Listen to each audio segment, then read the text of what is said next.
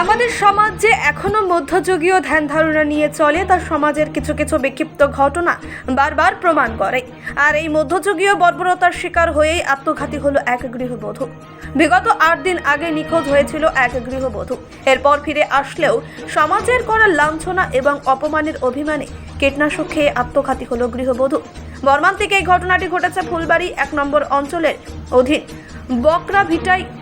ঘটনার সূত্রে প্রকাশিত, বিগত 8 দিন আগে বকরাভিটার স্থানীয় বাসিন্দা তাপস বর্মনের স্ত্রী সবিতা বর্মন নিখোঁজ হয়। তবে জানা যায়, সবিতা দেবী এলাকারই এক বিবাহিত যুবকের প্রেমের ফাঁদে পা দিয়ে তার সাথে ঘর ছেড়ে চলে গিয়েছিল। এই বিষয়ে তাপস বর্মন নিউ জলপাইগুড়ি থানায় নিখোঁজ সংক্রান্ত একটি অভিযোগও দায়ের করেন। এরপর 8 দিন পর সবিতা তার স্বামী তাপস বর্মনকে ফোন করে তাকে নিয়ে যেতে বলে এবং সাথে এটাও জানায় যে সে বিপদে আছে। এরপরে তাপস বর্মন তার স্ত্রীকে নিয়ে আসেন এবং নিজের শ্বশুর বাড়িতে রেখে দেন।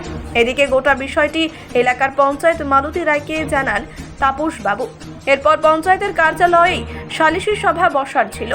তবে ঠিক গতকাল এলাকারই কিছু মহিলা নিজেরাই নিজেদের পঞ্চায়েত মনে করে তাপস বাবুকে এবং তার স্ত্রীকে আসতে বলেন। এরপর তাপস বাবু তার স্ত্রীকে নিয়ে আসলে তাদের দুজনকেই বেধড়ক মারধর করেন উক্ত পঞ্চায়েত নামী মহিলারা। তাদের মধ্যে একজনের নাম স্বপ্না অধিকারী। তাপস বাবুর অভিযোগ, গোটা ঘটনাটি পঞ্চায়েতের সামনে ঘটলেও পঞ্চায়েত কিছুই বলেননি। এরপরেই সবিতা দেবী অপমান সহ্য করতে না পেরে কীটনাশক খেয়ে আত্মঘাতী হন। এই বিষয়ে এলাকার পঞ্চায়েত মালতী রায়ের কোনো বক্তব্য পাওয়া না গেলেও তার স্বামী শম্ভু রায় বলেন, মারধরের বিষয়ে তিনি কিছুই জানেন না। উপরোক্ত তিনি আরও বলেন, পাড়ার মহিলারা নাকি 2-1টা চড় মারতেও পারেন। মৃত সবিতা দেবীর স্বামী সহ তার পরিবার এই ঘটনায় দোষীদের কঠোর শাস্তির দাবি করেছেন। তবে এই ঘটনার পর কিন্তু প্রশ্ন থেকেই যাচ্ছে যে পাড়ায় পাড়ায় সালিশি সভার মাধ্যমেই যদি সমস্যার সমাধান হয়ে যায়, তাহলে সমাজে পুলিশ প্রশাসনের ভূমিকা কি? দাদা, কি ঘটনা হয়েছে? ঘটনা হয়েছিল, আমার বউ মোটামুটি 8 দিন থেকে নিখোঁজ ছিল। তারপরে আমি খুঁজছি, মিসিং ডায়েরি দিছিলাম। তারপরে মিসিং ডায়েরির পরে 8 দিন পর আমার বউ আমাকে ফোন করছে যে আমি অমুক জায়গায় আছি, তুমি এসে আমাকে নিয়ে যাও। আমি অনেক তাকলিফে আসছি, তা আমরা নিয়ে আসছি। আর যে ছেলেটার সঙ্গে পালাইছিল ওই ছেলেটার বাবা আমাদের হাতে তুলে দিয়ে বলছে কি, আমি তো যাইতে পারবো না, তুমি ওখানে পঞ্চায়েতের ওখানে যে আমাকে ডাইকো, আমি যাব। তারপরে ওই ছেলেটার বাবা বলে কি, না এখন কোন সবিতা আমি চিনি না। তারপরে আমরা ডবল ডায়েরি দিছি, তারপর ও আসছে ওর বাবা। তারপরের দিনে ওর বাবা আর ওর ছেলে ওর বউকে টোটাল ফ্যামিলিকে নিয়ে আসছে। তারপরে আবার তার আগের দিনে আমার শ্বশুরবাড়িতে আমার বউকে রাখছিলাম সেফটির জন্য। তারপরে পাড়ার লোক বলে কি, তোর বউকে নিয়ে আয় না। আমরা তারপরে বললাম, না আমি কেন এখানে নিয়ে আসবো, আমি আগে পঞ্চায়েতের বাড়ি যাব। পঞ্চায়েত আমাকে ডাকছি, আমি পঞ্চায়েতের বাড়ি। বলে কি, কে পঞ্চায়েত, আমরাই সব কিছু এখানকার, আমরা সব কিছু নিয়ে আয় যা। তারপরে আমাকে বলছে কি, যা নিয়ে আয়, কিছু করবো না, নিয়ে আয়, হালকা একটু পানিশমেন্ট দিয়ে ঘরে তুই এখন তোর বউকে তুই ঘরে ঢুকাবি কি না ঢুকাবি তোর ব্যাপার। তারপরে বলে কি, তুই যদি ঘরে ঢুকাস তাহলে তোর ঘর বাড়ি ভাঙিয়ে দিব। কে বলছে এটা? এই স্বপ্না। তারপরে এখানকার 4-5টা বউ বলছে এখানে তোর বউ এগুলা করে। পানিশমেন্ট দেওয়ার কথা কে বলছে? পানিশমেন্ট দেওয়া ওই স্বপ্না বলছে, স্বপ্না। তারপরে ওই কয়েকটা বউয়ে বলছে। আমি বলছি যে আমি পঞ্চায়েতের বাড়িতে নিয়ে যাব। স্বপ্না আর ওই যে পঞ্চায়েত সামনে ছিল, পঞ্চায়েত কিছু করে নাই। স্বপ্না অধিকারী নাম। পঞ্চায়েতের সামনেই ঘটনাটা ঘটেছে? হ্যাঁ, পঞ্চায়েতের সামনে ঘটনা হয়েছে। আমাকে পর্যন্ত মারছে গায়ে, বলে কি তুই জুতা দিয়ে লাথি মারছে, যেখানে সেখানে মারছে, দরকার পড়ে আমাকেও মারছে। পঞ্চায়েত তার কোনো প্রতিবাদ করেনি? পঞ্চায়েত প্রতিবাদ করে নাই, ও দেখিয়ে ওখানে ছিল আর ওই দোকানে বসেছিল।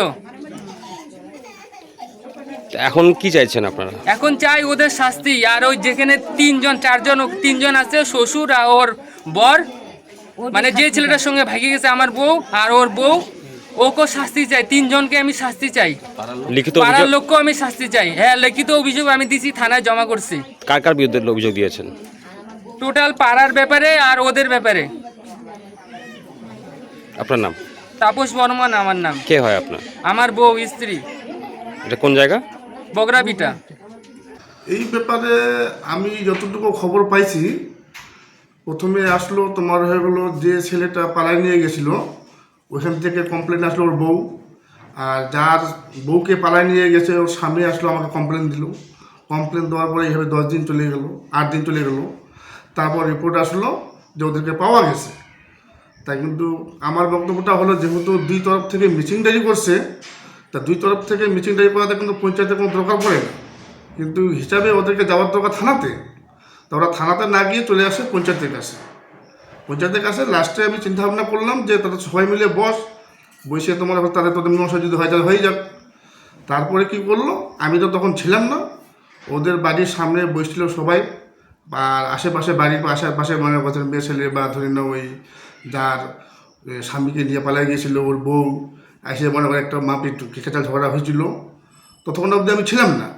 লাস্টে আমি যখন মনে করি মারপিট ঝগড়া কেঁচাল হয়েছিল, তারপর আমি গেলাম এখানটায়। তারপরে এখানে 10 মিনিট খেয়ে দাঁড়াইছি। তারপরে মনে করে ধরে ওর বউ গেছিলো, সবাইকে বললো যে আমি পেশাব করতে যাও।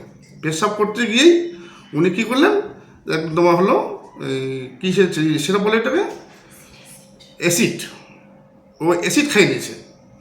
অ্যাসিড খাইয়ে দিয়ে তো আমরা সবাই তো জানি, সবাই বাড়িতে থাকো, সবার এসে থাকে, ফিনাইল থাকে, হয়তো ফিনাইল খাইছে মনে করার জন্য। গোবর জল খাওয়ানোর পরে আমি যা দেখলাম তো সিরিয়াস অবস্থা। তারপর জাম্বুকে আমি বললাম বারবার করে যে তাড়াতাড়ি তুমি নিয়ে যাও, কিন্তু ও অ্যাসিডে খাইছে। কেন ওদের মুখটুক পুড়ে গেছে, ওরা কেউ কোনো গায়ে লাগাচ্ছে না। কমসে কম ওইভাবে আধা ঘন্টা চলে গেলো। আধা ঘন্টা পরে তারপর একটা টোটো ঠিক করে দিয়ে আমি পাঠাই দিলাম। কখন যে মারপিট হয়েছে, কখন যে কী হয়েছে, কিচ্ছু এগুলো আমি জানি না।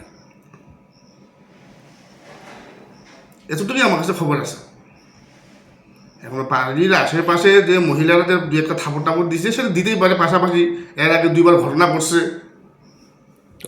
উনার কি এই বিষয়ে আগেও কোনো কমপ্লেন বা এসেছিল? হ্যাঁ, এর আগে ছিল তো কমপ্লেন। আবার কোন ছেলেকে নিয়ে পালিয়ে গেছিলো, আবার বাড়িতে এসে লুকাইছিল, খাটের তলে লুকাইছিল। সবাই মহিলাগুলো আবার ঘর থেকে বাড়ি করছে।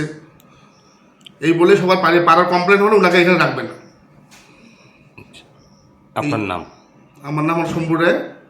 আমার ওয়াইফ হলো তোমার হলো পঞ্চায়েত, ওনার হাজব্যান্ড আমি। এটা কোন জায়গা? এটা হলো বকড়া ভিটা।